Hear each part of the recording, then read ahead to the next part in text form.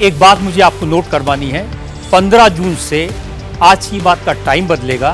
जो शो 9 बजे होता है अब 8:30 बजे से शुरू होगा। नमस्कार, आप देख रहे हैं इंडिया टीवी। आपके साथ मैं हूं गौनिका अरोड़ा। आज पाकिस्तानी सेना ने, पाकिस्तानी सरकार ने दुनिया के सामने कबूल किया, पाकिस्तान को भारत के एटम बम से डर लगता है। इंडियन मिसाइल पावर से आसिम मुनीर को कितना डर लगता है, आज इसका कबूलनामा खुद पाकिस्तान ने कर लिया। पाकिस्तान भारत को रोकने के लिए दुनिया से अपील कर रहा है। जब से भारत ने 12 न्यूक्लियर वेपन तैनात किए हैं, तब से इस्लामाबाद और रावलपिंडी में रेड अलर्ट है। पीओके की बगावत के बीच न्यूक्लियर युद्ध की बात क्यों उठ रही है? पाकिस्तान के न्यूक्लियर ठिकाने क्या इस बार टारगेट पर हैं? ये पूरी रिपोर्ट देखिए।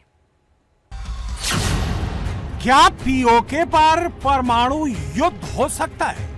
क्या पीओके पर भारत पाक में जंग होने वाली है? क्या पीओके पर पाकिस्तान अकेला पड़ गया? पीओके आजाद होगा, पाकिस्तान टुकड़े टुकड़े होगा। हम क्या चाहते? हम क्या चाहते? हम क्या चाहते? है हक हमारा, है हक हमारा। पाकिस्तान से लेंगे, चाइना से लेंगे।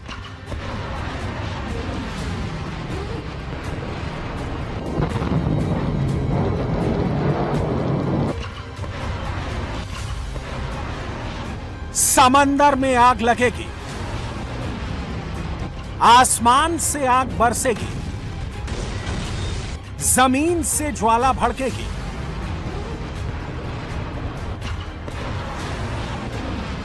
भारत और पाकिस्तान के बीच जो हालात बन रहे हैं, वो उस जंगी दरवाजे पर दस्तक दे रहे हैं जहां से पाकिस्तान को सिर्फ विनाश नजर आ रहा है। मुनीर के पास ना पीओके बचेगा, ना पाकिस्तान का वजूद बचेगा। 2025 में भारत पाकिस्तान की लड़ाई एक मिसाइल हमले पर आकर रुक गई थी। जब किराना हिल्स पर भारत ने ब्रह्मोस मिसाइल से हमला किया था, उसने पाकिस्तान को सरेंडर करने पर मजबूर कर दिया था। किराना हिल्स पाकिस्तान का न्यूक्लियर तहखाना है।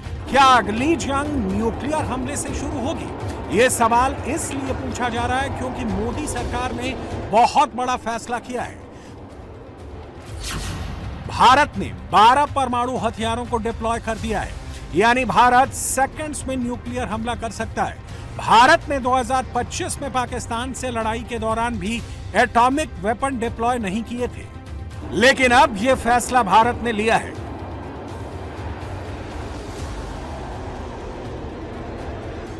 भारत की नो फर्स्ट यूज पॉलिसी है, यानी भारत पहले किसी देश पर न्यूक्लियर हमला नहीं करेगा।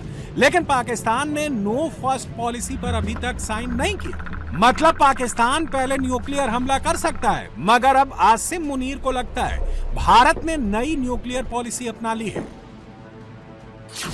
प्रीएम्प्टिव काउंटर फोर्स स्ट्राइक, यानी अगर भारत को लगेगा कोई उस पर न्यूक्लियर हमला करने वाला है, सामने वाली सेना न्यूक्लियर वेपन लॉन्च करने वाली है, तो भारत अपने ऊपर परमाणु हमले का इंतजार नहीं करेगा, बल्कि न्यूक्लियर हमला रोकने के लिए पहले एटॉमिक हमला कर देगा। पाकिस्तान के पास ऐसी तकनीक नहीं है कि वो 24/7 एटॉमिक वेपन को डिप्लॉय रखे। पाकिस्तान के परमाणु हथियार अलग अलग जगह रखे जाते हैं ताकि आतंकवादियों को ना मिले, कहीं कोई आर्मी वाला उनका सौदा ना कर ले। इसको ऐसे समझें, अगर पाकिस्तान को परमाणु हमला करना है तो उसको परमाणु बम एक जगह से मंगवाना पड़ेगा, दूसरी जगह से मिसाइल मंगवानी पड़ेगी और फिर उसको असेंबल करना पड़ेगा, फिर डिप्लॉय करेगा। अगर ऐसा होगा तो फिर हिंदुस्तान अपने ऊपर हमले का बैठकर इंतजार नहीं करेगा। पाकिस्तान के न्यूक्लियर हथियारों का ठिकाना है किराना हिल्स और काला चिट्ठा। इन दो पहाड़ियों के नीचे बंकर में एटम बम रखे हैं। इंडियन सैटेलाइट हर वक्त पाकिस्तान के न्यूक्लियर फैसिलिटीज को मॉनिटर करती हैं और पाकिस्तान ने कभी भी न्यूक्लियर साजिश रची तो फिर काउंटर स्ट्राइक ऑपरेशन शुरू हो जाएगा। क्या इसी वजह से भारत ने 12 एटम बम हमले के लिए रेडी कर दिए हैं? इंडिया की मिसाइल पावर कितनी विनाशक है, कितनी पावरफुल है, इसका सबसे बड़ा गवाह खुद पाकिस्तान है, जो आज तक डरा हुआ है। पाकिस्तानी सेना के पास ऐसी कोई टेक्नोलॉजी नहीं है जो भारतीय हमले को रोक सके। चाइनीज एयर डिफेंस सिस्टम को इंडियन मिसाइल ने बर्बाद कर दिया था। जिसके बाद मुनीर ने अमेरिका से एयर डिफेंस मांगा, नहीं मिला। यूरोप से मदद मांगी, लेकिन नहीं मिली। अब जो तैयारी हो रही है वो पाकिस्तान को बहुत डरा रही है।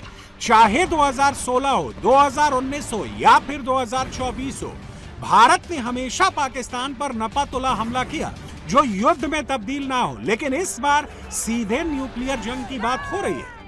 जब आखिरी बार भारत और पाकिस्तान के बीच फुल फ्लैश वॉर हुई थी तो वजह बांग्लादेश था। एक बार फिर वही हालात बन रहे। पीओके में पाकिस्तानी आर्मी ने कत्लेआम शुरू कर दिया है। मुनीर ने पीओके को साफ करने का ऑर्डर दे दिया है। पीओके में जहां पर वर्दी दिख रही है वहां पर हमला हो रहा है। एक बार फिर सीमा पर रिफ्यूजी क्राइसिस शुरू होने वाला है। पीओके में विद्रोह के सामने सरेंडर कर दो, पीओके को आजाद कर दो या फिर ध्यान भटकाने के लिए नया फ्रंट खोल दो। मुनीर ने थर्ड ऑप्शन चुना और अफगानिस्तान पर फिर से एयर स्ट्राइक की। एक बार फिर अफगान बॉर्डर को एक्टिवेट किया, लेकिन पीओके से किसी का ध्यान नहीं हटा। पाकिस्तानी सेना पीओके ऐसे नहीं छोड़ेगी। अगर पीओके आजाद हो जाएगा तो पाकिस्तानी सेना का वजूद खत्म हो जाएगा। इसलिए मुनीर भारत के खिलाफ मिलिट्री ऑपरेशन या आतंकी हमला कर सकता है। ये बात भारत को भी अच्छे से पता है और इस बार तैयारी भी वैसी हो रही है।